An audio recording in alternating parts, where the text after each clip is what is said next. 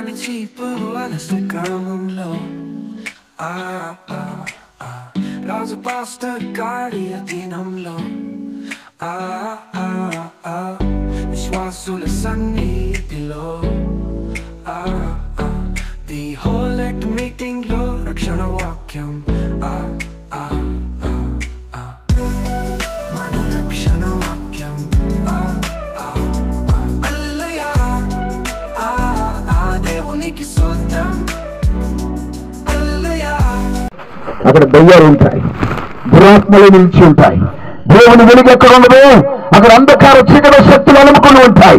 దేవుని క్రియలు ఎక్కడ ఉండవు అక్కడ అపవాది యొక్క క్రియలే ఉంటాయి. అందుకొరికి రాష్ట్రాలు దురాత్మల చేత పీడించబడుతూ, రోగాల చేత పీడించబడుతూ, భయంకరమైనటువంటి రోగములు ఒక్క రోగం కాదండి, చంద్ర రోగము, కుష్టి రోగము, పక్షవాత రోగము, మూర్ఛ రోగము, అందరికీ భయంకరమైన కుంటివారు, గుడ్డివారు, నడ్డోళ్ళు, గూనోళ్ళు, గుడ్డోళ్ళు ఒక్కరు కాదు. అక్కడ అవిటితనము లేని వాళ్ళంటూ ఒక్కరు లేరు. రాష్ట్రాలు భయంకరమైనటువంటి రోగాల చేత నింపబడిపోకానికి కారణం ఏంటంటే 400 సంవత్సరాలు దేవుడు వారితో మాట్లాడలేదు. దేవుని స్వరం వారు వినలేదు.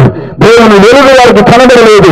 దేవుని వెలుగు లేని గ్రామమైనా, పట్టణమైనా, ఇల్లైనా, వ్యక్తైనా తన బ్రతుకుల జీవమైన దేవుని యొక్క వెలుగు కనుక ప్రకాశించబడకపోతే వారి బ్రతుకు ఖచ్చితాలైపోతుంది.